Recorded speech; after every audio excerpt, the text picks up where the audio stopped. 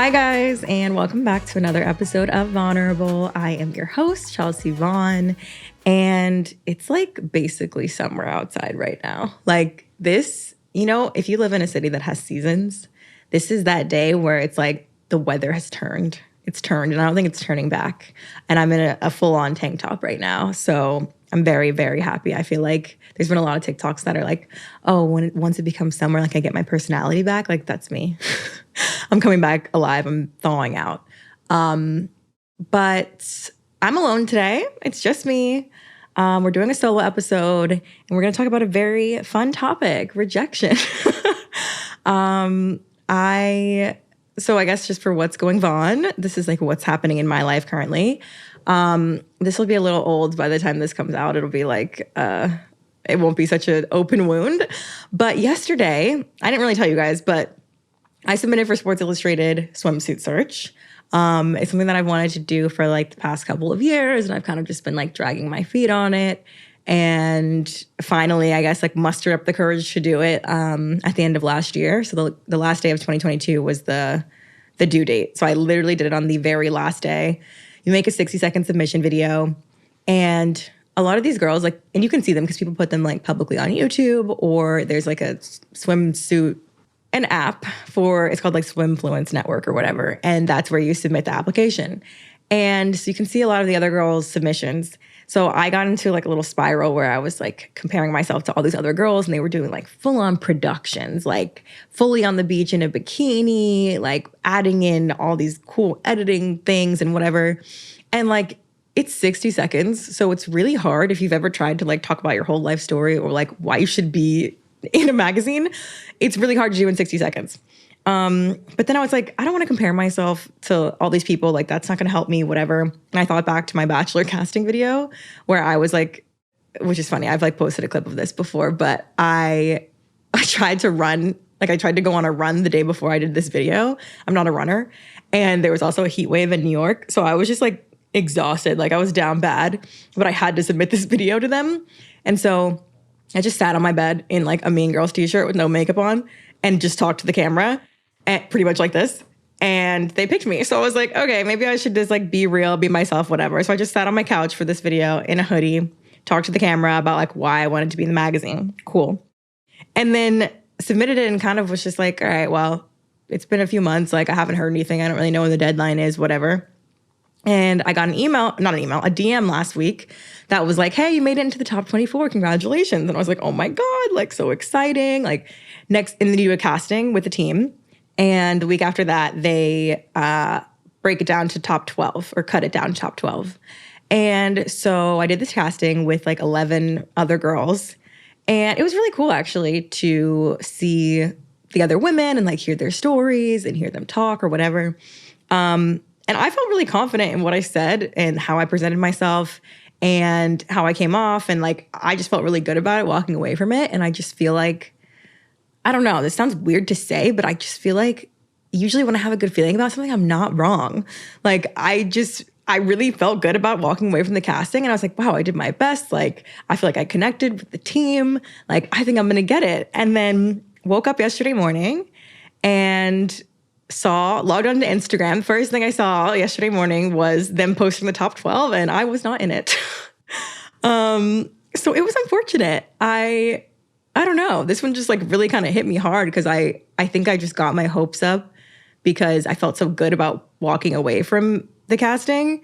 And obviously I've been to a lot of castings in life. Like I've done a lot of modeling and I've done a lot of like runway stuff. And it's just like those kind of castings don't really affect me as much anymore just because it's not really personal. Like some people like my walk, some people don't. Some designers like my looks, some of them don't. But I think because this time I was talking about like what I do and what I'm passionate about and like what I want my purpose to be and how I want to help women and people of color, like it just really felt personal of them to be like, nah, you're not it. But I think I feel like much better about it because I felt good about the casting. Like I think if I had felt like I bombed it or like didn't get across what I wanted to get across, whatever, that I would be like, okay, well, I didn't do my best. And like, maybe that's why they didn't pick me. And I'd like beat myself up about it. But I think this time it's more kind of like, I actually did my best. And I walked away feeling really good about it. So I'm like, if they didn't pick me, then it just wasn't meant to be right now. And I also am a firm believer in like what's meant for you literally cannot miss you. So for whatever reason, this time, this year, at this moment in life, like I don't know what it is yet, but it wasn't meant to be and I wasn't supposed to be there. So that's kind of what I'm leaning on. But like to be real, was I sad yesterday? Very. It was really hard to see that. And I know like there's another friend of mine that I have, actually want to have her on the podcast, but a friend of mine that I know did make it into the top 12. And then like she was posting on her story. Obviously, she was very excited and happy. And I'm happy for her. But like, I was like, I need to like not, I had to mute everything. Like I muted Sports Illustrated, like I muted all the pages because it just kept popping up. Like it was just in my face all day yesterday. But what they say is rejection is redirection. And there's also going to be another cut that's the top 12 are going to be cut down to 6. And those 6 are going to walk in Miami Fashion Week, which I really wanted to do because I have been like kind of missing runway. But I think, I don't know what I'm going to be doing in June. And I feel like I'm going to listen back to this episode and like whatever happens in June, I'm going to be like, wow, that's probably why I couldn't go do that. You know, like I feel like the universe works in mysterious ways. And I'm hoping that something better and other opportunities are coming for me. But yeah, that's kind of what's happening currently in my life. And I just feel like I share a lot of my successes and goals and like things I'm excited about with you guys and new projects I'm starting on. I never want anyone to come to my page and be like, wow, she's perfect. Or like, wow, I could never do that. Or like all these good things happen to her and they don't happen to me. Like, I just want to be real with you guys. So I figured I'd share one of my failures, I guess. It's not a failure. Like, I think making it to the top 24 is still pretty cool. But I think my first instinct was to like, not hide it, but I just was kind of like, I don't want to tell anyone that I'm in the top 24 because then I'm going to like have to tell them if I didn't make it. And like, that's kind of embarrassing. And I think that it's not embarrassing, but I think we've kind of just been trained to think that rejection or like not getting something is not okay to share. And I don't want to do that. I just want to be real and say, yeah, I got rejected and it sucked. But I think I want to talk about other kinds of rejection too, because I've talked about modeling a lot. And I would say like 80% of the job is being rejected because there's so many castings, like not only just like runway, but commercial or like if you're an actor or anything in the entertainment industry comes with a lot of rejection. And I think over the years, because I've been doing it for so long, I've built up a thicker skin around like modeling rejection. But I also think it's like, I don't necessarily place, I'm not going to lie, I place some importance on it, but like, I don't necessarily place a lot of importance let me re-say that. I don't necessarily place as much importance on my appearance as I do other things about myself. So I think it's just a little bit different when you get rejected for how you look. And like, depending on how much you care about how you look or how much you care about what others think about you, I think that'll hit you differently. But for modeling, I think I've just like built that extra layer up. But like an area where I definitely haven't is probably with men and dating and relationships. I feel like that's a really interesting place to be rejected. Because I don't know. It's just harder to get used to it as a woman because I'm not going around asking guys out a lot. And honestly, this is funny because I talked about this with Serena. Like, I'm not afraid to slide into DMs. I'm not afraid to like, whenever I was on dating apps, I would always, I feel like, not always, but like a lot of the times would be the first person to ask the person out because I just hate to do the whole like small talk thing. Like I'm on this app because I want to find somebody. You're on this app because you want to find somebody. Like, let's not beat around the bush here. Like, I don't want to talk back and forth for weeks on the app. Like, ask me for my number or ask me on a date. Like, I feel like some people would be turned off by someone immediately on an app being like, hey, want to go out? But like, I would be like, no, great. Like, I would love to. Like, let's get straight to the point. Like, if I'm going to like you, I'm going to like you. And I'd rather figure it out sooner than later. But my original point was that I've asked guys out and I don't really have a problem with that. But I guess I'm not getting rejected that often. That sounds so conceited. But like, I feel like when I shoot my shot, I'm decently confident in it. Like, I don't just go shooting my shot at anybody. Like, I feel like, okay, if I get a good feeling, if I get a vibe, then I'm going to ask you out. I'm not just doing it to strangers. I think that guys do ask out strangers. Like, guys will come up to you at the club, come up to you on the street, come up to you anywhere, coffee shop, ask for your number and get rejected and just take it on the chin. And I don't think women do that a lot. And I think, not saying like, I don't know, maybe I'm just speaking for myself, but like, I'm definitely more sensitive in that area. Especially when it comes to sex too, because I feel like sexually as a woman, you don't get rejected very often. Like, especially if you're in a relationship or if you're dating someone or whatever, I think we've been trained to think that guys always want to have sex. Like, they literally always are down. They're always ready to get hard. They're always ready, like just always ready, which is just not the case. And honestly, I think as I've gotten older and like, well, I haven't really dated older guys, but like guys that are not 20, I've dated some guys that are like I was dating this one guy from the Bachelor Nation, actually, T. And this was like 2 years ago. And he was like, yeah, I just want to say that like my sex drive is probably like a 6 out of 10. And I was like, okay, thanks for the heads up. But I think he kind of just like wanted to preemptively say that so that I wasn't always like expecting that from him, which I kind of appreciated. But then like when it would come up, and we only dated for 3 months, so it was very much new in the beginning. And like in the beginning of a relationship or dating someone, like I'm horny as fuck. Like I'm trying to fuck. And he was just like not about it 4 out of 10 of the times. And it hurt. Like I was just like, does he not like, why isn't he as excited as I am? Like, I think I'm super hot. Like, why doesn't he want to have sex with me? Why is he turning me down? Like, it's just a different kind of hurt. I don't know. I don't like it. I don't like to be rejected in that way. And it made me kind of feel for, I don't say this often, it made me kind of feel for guys because they get rejected for sex all the time. And they kind of were just like, all right, like I've turned down countless men, countless times in countless relationships. And they're like, okay, cool. And like, if a guy reacted poorly, if I said, I don't want to have sex, and a guy was like, what the hell? Like, well, why'd you have me over here? Like, why? If he acted any kind of way when I turned him down, I would be like, ew, I'm never going to see you again. But as a girl, if I was rejected, I would be like totally butthurt about it. But I understand that it's hypocritical as fuck. Like I can feel myself in the moment being hypocritical, but I also can't stop it. I'm like, damn, this kind of hurts my feelings. And I think that, I don't know, maybe it's just like an exposure thing. Like because it hasn't happened as much as it happens to guys, like I'm just not used to it. I was listening to one of my favorite podcasts.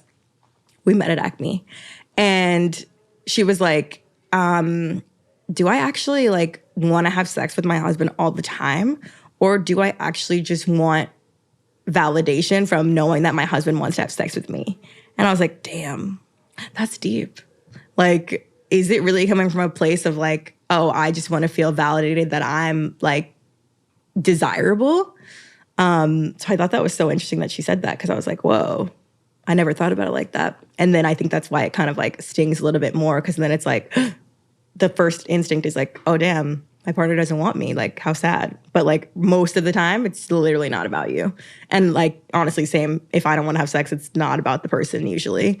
It's about other things. Like I have a headache, or like I just ate a lot of food, or like, I don't know, I'm tired. Lots of different reasons.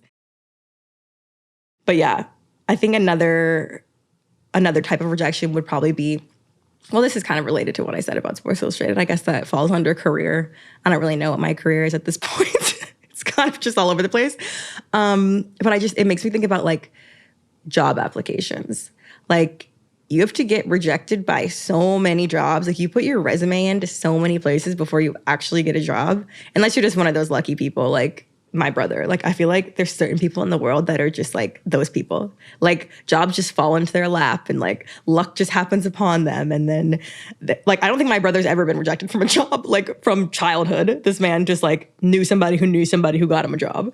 I've never been one of those people. I've always been the kind that like applies for 70 things and has all these interviews and then finally gets one. And even my first internship, like I remember I hand wrote, this is so dramatic of me, but like it worked. I hand wrote all of my applications for an internship when I was trying to get my very first fashion internship, because most people in New York like already know somebody at a fashion place or like have an in, whatever you call it. And I didn't live here. I lived in Georgia, and I couldn't just like pop over from New Jersey or whatever to get an internship. And so nobody knew who I was, whatever. I had to like cold email all these people, and everyone rejected me. And I hand wrote a note to like Oprah magazine, and the fashion department actually like reached my boss, but the one who ended up being my boss. And she was like, no one ever does that. Like that made you stand out. Like that's why I hired you. And I was like, damn, that's pretty cool. That was a really irrelevant story. But my point was rejection sucks. I do think like anytime that I've been rejected from something that I really, really wanted, like the college that I wanted to go to, UGA, like University of Georgia was my first choice. I only applied to 3 colleges, and I was just like, I want to go to Georgia. And I didn't even get waitlisted. Like they literally rejected me. And just for reference, guys, like I was a nerd in school. Like I had straight A's, like perfect attendance. Like I had AP classes. Like I don't know what the deal was, whatever. But yeah, they straight up said no. Like I didn't even get on the wait list. And then I went to another school downtown Atlanta because of that. And like it was the best experience ever. Like I met some of my best friends, like the one I'm going to Ecuador with, and the ones that just came to my 30th birthday. Like it just makes me think about how different my whole life would have been and the people that were in my life if I had actually gotten into that school. And I ended up going to Georgia anyway. I transferred and graduated from there. So joke's on them.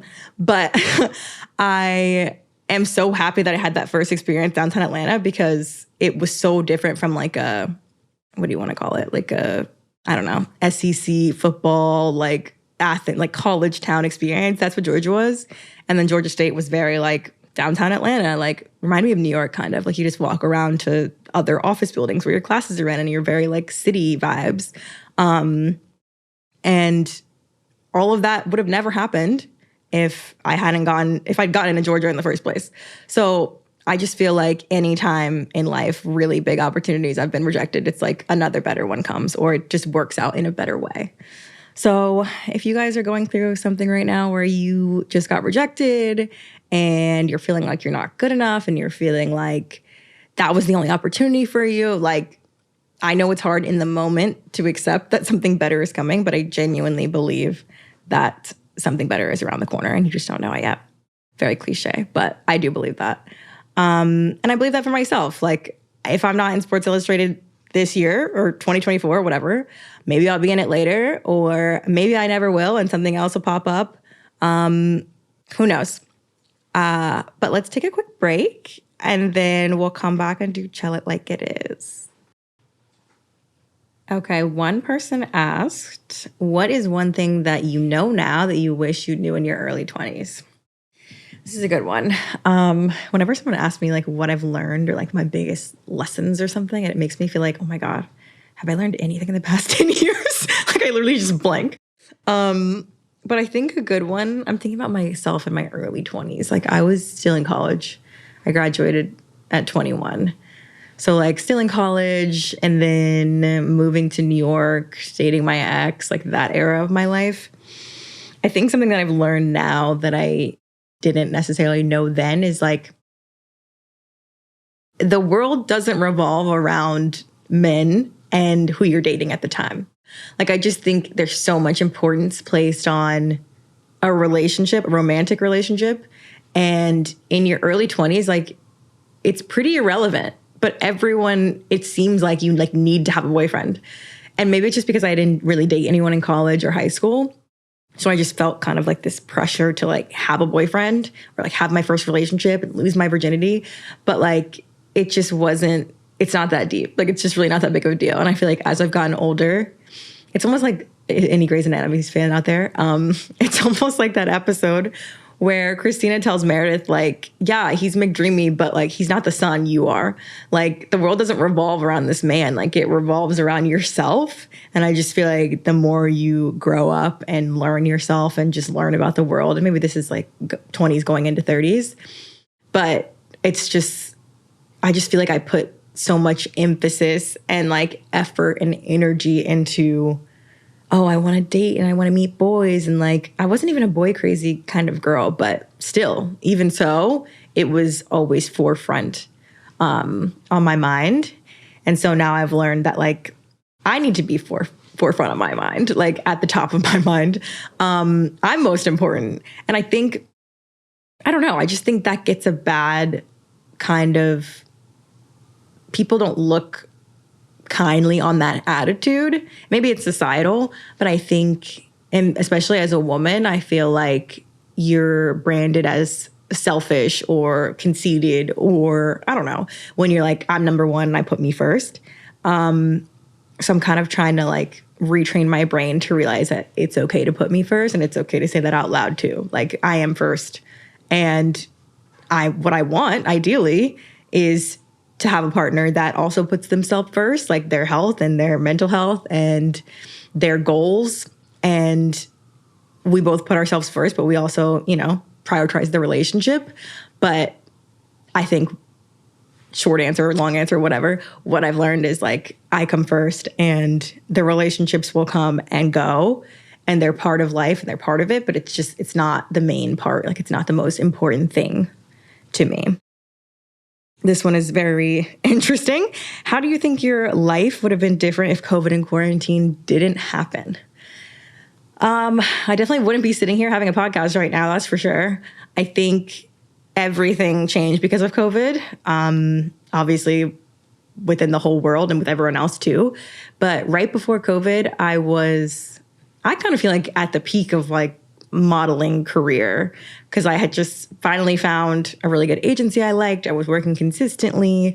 I had just gone to Paris for Fashion Week, and this was in February 2020. So like right when I got back, everything in the whole world shut down. And then you couldn't do castings. I couldn't model. I was also like working part-time at a retail store. And I got let go from that, which honestly was the best thing that happened to me, because I was technically let go, they gave me like severance, and then I was able to get unemployment. So it was literally perfect that I had that retail job, because that saved me for most of the pandemic.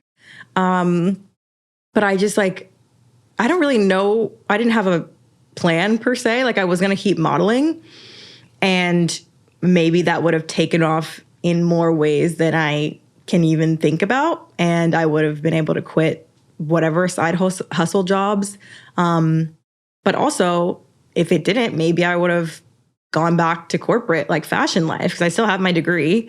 And if I wasn't making enough money, I might have had to get another job in buying, or I don't know, just get another fashion job working somewhere corporate. But now I feel like I can't even imagine myself like 9 to 5 sitting at an office job anymore. And the only reason I applied for The Bachelor was because it was COVID and I wasn't doing anything at the time. So my life would have been drastically, astronomically, very, very, very different. I honestly think for the worst. Like, I think it worked out how it was supposed to work out. I think that I am meant to be here and doing all the things that I'm doing right now. And I'm glad that I am. And I have no idea where it's even going to take me from here. So I'm really excited to see how it grows from what happened during pandemic COVID times. But yeah, like I just said in my entire episode, like, everything works out how it's supposed to work out. And yeah, I think that's it. I think I'm going to end it here. If you guys want to watch me on this episode, it's at Vulnerable Pod on YouTube and at Chelsea Vaughn. Definitely follow me on Insta. I post podcast clips all the time, and on TikTok too at Chelsea Vaughn _. And that's it, guys. I will talk to you guys next week. Bye.